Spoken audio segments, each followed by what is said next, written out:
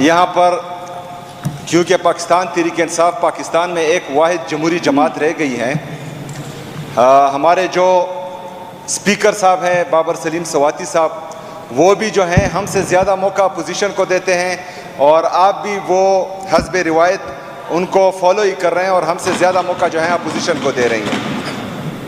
Madam speaker साहिबा, आपके इल्म में होना चाहिए कि जो पार्टियां PDM 2 में अब हुकूमत में हैं, वो वहाँ पर फेडरल या कौमी असम्बली में हमारे अपोजिशन लीडर के साथ क्या कर रही हैं। इधर तो आप जो हैं जनाब शफी जान साहब का माइक बंद करके अपोजिशन लीडर को बोलने का मौका देती है, जो पाकिस्तान तहरीक इंसाफ पर तनकीद करती हैं, लेकिन वहाँ पर जो है हमारे अपोजिशन लीडर को अरेस्ट करते हैं। मैडम स्पीकर साहिबा, यहाँ पर हमारे स्पीकर साहब जमहूरी बनने के लिए इनको बोलने का मौका देते हैं, लेकिन फेडरल गवर्नमेंट इनकी है और हमारे स्पीकर साहब जो कस्टोडियन ऑफ द हाउस है वो अडियाला जेल जाते हैं इमरान खान से मिलने के लिए, तो उनको वहाँ जो है मिलने नहीं दिया जाता। लेकिन यहाँ पर एक अपोजिशन का बंदा जो है उसके हक में बात नहीं करता कि उसके साथ ज्यादती हो रही है, और ये खैबर पख्तूनख्वा 4.5 करोड़ आवाम की बेइज्जती है, सिर्फ एक स्पीकर साहब की बेइज्जती नहीं है। हम तो चाहते हैं कि ऐवान मुकद्दस रहे। आज जो है चलो आज डिसाइड करते हैं, आप इस तरह करें, ज़र्फ दिखाएं, जो आप गलत तरीके से फॉर्म 47 के जरिए और एस्टेब्लिशमेंट के जरिए हमारी 26 रिजर्व सीट्स जो आप हथिया गए हैं, उन सब बैठे के ना स्पीकर साहब इनको बिठाएं। सुरेश कुमार साहब, ये टास वाले को बिठाएं, आपको टास वाले को बिठाएं। सुहेल, आप 1 मिनट के लिए चुप हो जाए। सुरेश कुमार साहब, सुरेश कुमार साहब, मेरे ख्याल से आपको मुझे लड़ाई के लिए बेजगह है। प्लीज सुरेश साहब, वरना मैं 227 सिर्फ आप पर अप्लाई करूंगी। अभी से मैं आप पर 227 अप्लाई करूंगी। आप सिर्फ लड़ने के लिए आए हैं, पूरा माहौल आप खराब कर रहे हैं। सुने ना, आप सुनने की सलाहियत के फिर जवाब दें, अपने बारी में जवाब दें। बैठे सुरेश साहब, बैठे सुरेश साहब, भाईजान मैं हल बता बैठे सुरेश साहब, हल बता रहा हूँ। मैडम स्पीकर साहिबा, हल यही है ना, क्योंकि हमने जमहूरियत को मजबूत करना है। जो लोग गलत तरीके से आए हैं वो ऐवान की तकद्दुस को बहाल रखते हुए इस ऐवान से निकल जाएं। हकीकी जमहूरियत के जरिए ऐवान में आए, हम भी उनकी कदर करेंगे और लोग भी उनकी कदर करेंगे। अवाम का ये एतबार है इन पे कि ये जो बोलते हैं, ये जो करते हैं, ये जो कहते हैं, ना अवाम इनको सुनती है, ना देखती है, ना इनको वोट देती है। पूरे पाकिस्तान में सिर्फ 17 सीटें ये जीते हैं, तो ये तो इनकी मकबूलियत का हाल है। मेरे दोस्त एजाज साहब ने बात की कि यहाँ पर जो पख्तून कौमी जरगा हो रहा था, हम रात के 4-4 बजे तक उसको पुरअमन तरीके से वाइंड अप करने के लिए हमारे अपोजिशन बेंचेस भी, हमारे ट्रेजरी बेंचेस भी, हमारी सूबाई गवर्नमेंट भी उसमें सुबह 4-4 बजे तक मीटिंग कर रहे थे। मैडम स्पीकर साहिबा, यहाँ पर अमन और अमान के हवाले से जो इजलास चल रहा था बेहतरीन चल रहा था। इधर आज एजाज साहब ने बात की कि उलमा, हम जितने उलमाए हक पाकिस्तान में शहीद हुए हैं, हम सब के लिए बोले भी हैं, उनके लिए आवाज़ भी उठाई है और हम चाहते भी हैं कि उनके साथ इंसाफ हो। लेकिन आप काइंडली मुझे ये बताएं कि आपके अपने अमीर मौलाना फजल रहमान साहब उनमें से कितने जनाजों पर गए? आप हमें ये बताएं कि उनमें से कितने उलमा जो हमारे शहीद हुए हैं, उलमाए हक, उन्होंने मजम्मत की है? काइंडली ये जवाब आप मुझे फिर देंगे। मैडम स्पीकर साहिबा, स्मूथ चल रहा था सब कुछ। यहाँ पर परसों बाजावर से जो हमारा अपोजिशन का MPA है, वो यहाँ पर मिन्नतें कर रहा था स्पीकर साहब को कि मैंने तकरीर करनी है, मुझे आप मौका दें। उससे पहले वो 2 दफा तकरीर कर चुका था। स्पीकर साहब ने पूछा कि आपने किस हवाले से बात करनी है, तो उसने कहा कि अमन और अमान के हवाले से। स्पीकर साहब ने कहा बिल्कुल आपका हक है, मैं आपको माइक देता हूं। मैडम स्पीकर साहिबा, स्पीकर साहब ने उनको माइक दिया, उसने 10 मिनट सिर्फ और सिर्फ पाकिस्तान तहरीक इंसाफ और सूबाई गवर्नमेंट को तनकीद का निशाना बनाया। 10 मिनट बाद स्पीकर साहब ने उसको बार बार कहा कि अमन और अमान और बाजावड़ के लोगों पर बात करें, लेकिन वो नहीं कर रहा था, तो स्पीकर साहब ने उसका माइक बंद कर दिया।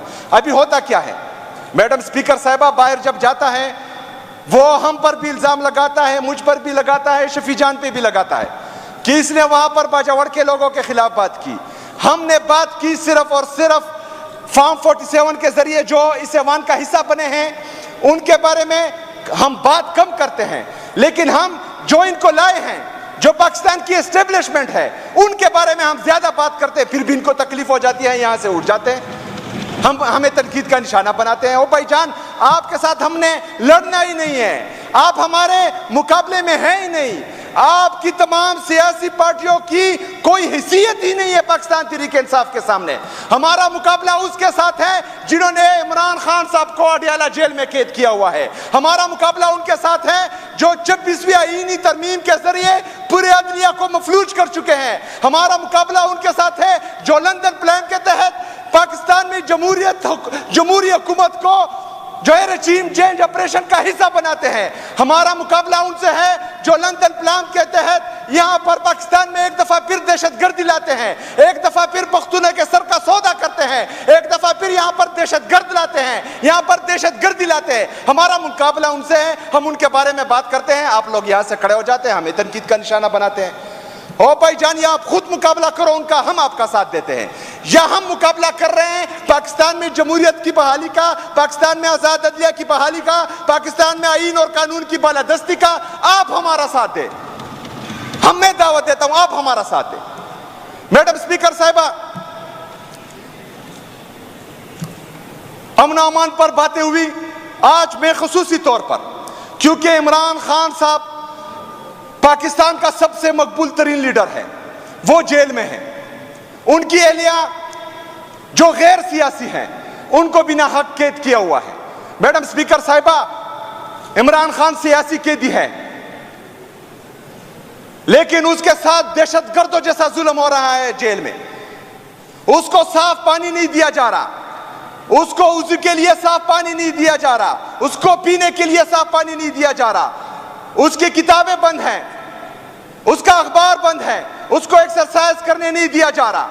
इस तरह जो गैर सियासी उनकी एहलिया है बुशरा बीबी, उनके साथ जो है जेल में नारवा सलूक हो रहा है।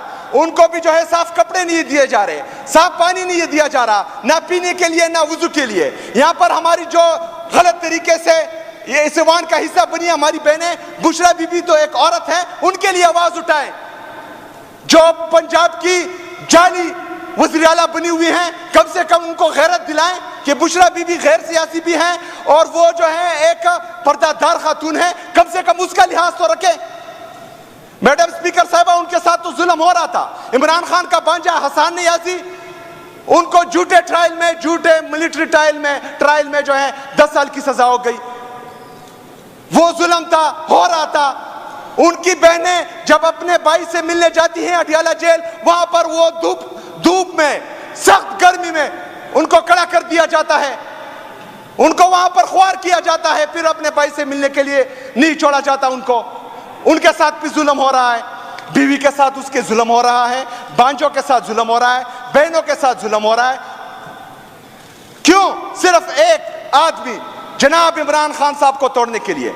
कल अलीमा बाजी के घर पर सादा कपड़ों में मलबूस दहशतगर्द, क्योंकि सादा कपड़ों में जितने भी चादर और चार दीवारी की पामाली करते हैं वो सबसे बड़े दहशतगर्द होते हैं। सादा कपड़ों में जो चादर और चार दीवारी की पामाली करते हैं वो पाकिस्तान के सबसे बड़े दहशतगर्द हैं। कल अलीमा बाजी के घर में उन्होंने जो है चादर और चार दीवारी की पामाली की, उनके एक बेटे शाहरेज को वहां से उठाया, अगवा किया।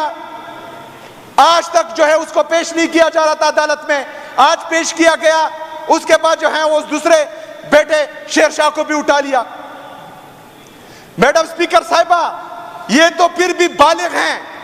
अलीमा बाजी के दो बेटे, माइनर 10 साल की मनहा को कल उठाया गया था। किस जुर्म में कि आप मिठाई क्यों तकसीम कर रही है? उसके छोटे भाई जो 4-5 साल का है उसको उठा लिया गया था।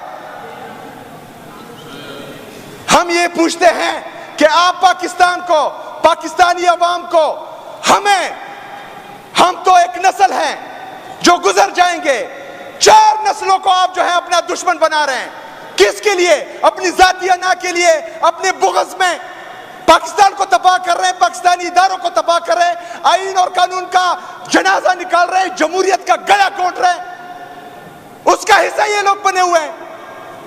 इधर हम बात करते हैं उनके खिलाफ, हमारी आवाज बनो, हमारा साथ दो, अपनी सियासत फिर करेंगे।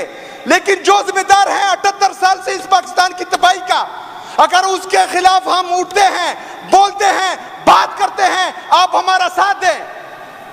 हमारी बात रोकने के लिए यहां पर चीखे ना मारे।